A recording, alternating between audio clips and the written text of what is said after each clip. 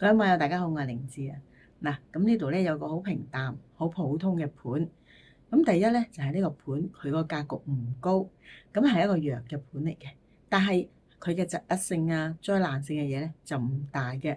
咁因為子午衝啦，咁啊衝日腳，咁呢啲問題都係有㗎，不過唔大。咁點為之唔大？咁係咪要補充一下？有啲人咧就成日傷風咳嗽流鼻水嘅。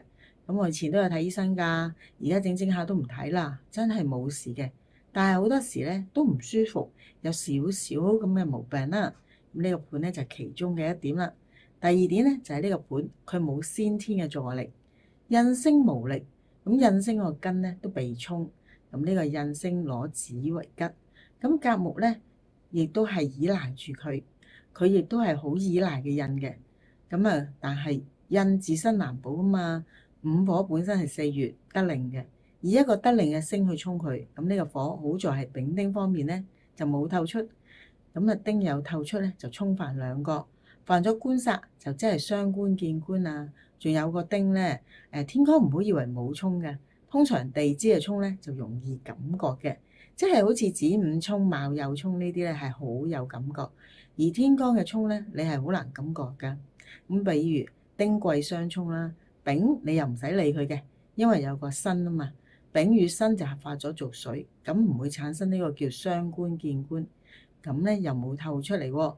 咁呢度咧淨係講喺四柱裏邊，咁命盤一落嚟咁弱又氣唔到命嘅咧，往往好多時喺健康裏邊咧係好容易帶疾延年嘅，咁呢一啲問題嘅，咁佢都係容易有呢一啲咁嘅問題發生嘅喎，不過唔大。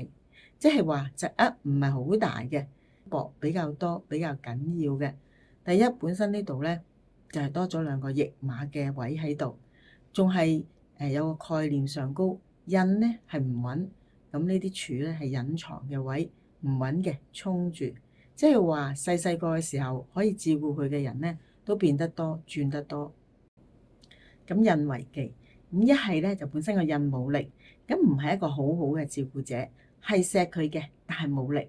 一陣就話我要翻鄉下，一陣就話我病啊，我要退休啊，諸如此類。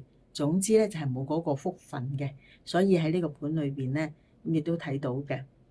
咁如果喺大運流年行到坐嗰個印嘅話，咁就有後福咯。嗱，呢個咧就係講佢喺先天上面容唔容易得到嗰個時候用唔用到咁等等嗰個咁嘅概念喺度。但係大運嗰度咧，咁呢啲日子裏邊佢有嘅咁先天情況出現，會唔會將佢扭轉過嚟咧？嗱，佢又冇根喎，會唔會係水蕩木漂啊？咁佢又唔係水蕩啊，動咧係因為自己有兩個驛馬，咁呢啲咧就等於我哋所講嘅搖啦，唔係俾水沖到飄弱過散嗰一啲咁，係自己根基就搖下搖下，即係話今日我可能接到個 order，走去做幾日散工。跟住再接到 order，又再做幾日咁嘅嘢，係唔穩定嘅。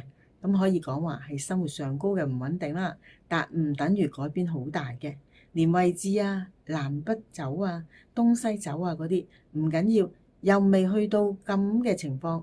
一有啲咁嘅情況底下咧，好明顯一樣嘢，因為我哋個根咧就一定要穩，唔穩咁點樣做根咧？稱得之為根嘅。唔會話好大嘅變遷動盪而徙嘅喎，咁冇呢啲咁嘅建基於乜嘢？咪就係個家庭咯，家庭就係根啦。咁呢個咧就係個人嘅根，大體嘅根咧就係國家啦。呢個亦都係根嚟嘅。總之咧係邊個位置所講嘅根咧，就係個人嚟講令到自己穩定嘅。咁嗰啲起碼就係一個家庭嘅穩定啦。咁所有裏面嘅嘢咧就冇根，俾人搬就搬，俾人搶嘅搶，俾人攞走嘅攞走。咁人哋趕你哋離開家園都係可以做得到嘅，根咧就相對弱到咩都好啦，都係有需要存在，只不過話唔同嘅表現啫。比如車啦，車就周圍碌，冇穩定性喺度嘅，咁架車咪線咯，流車咯，所以每樣嘢都好在有個根嘅存在，所以留意下呢個地方嘅穩定性，星啊宮都係喺個甲木嘅根，咁當個根唔穩定嘅時候。咁就係話無家業啦，吊兒郎當，難娶老婆啊，娶咗老婆容易離婚啊，自己嘅事業唔穩定，咁呢個咧全部都係家業。咁睇啊，就睇佢有冇根啦。今期咧我哋分享到呢度，咁我哋下期再見。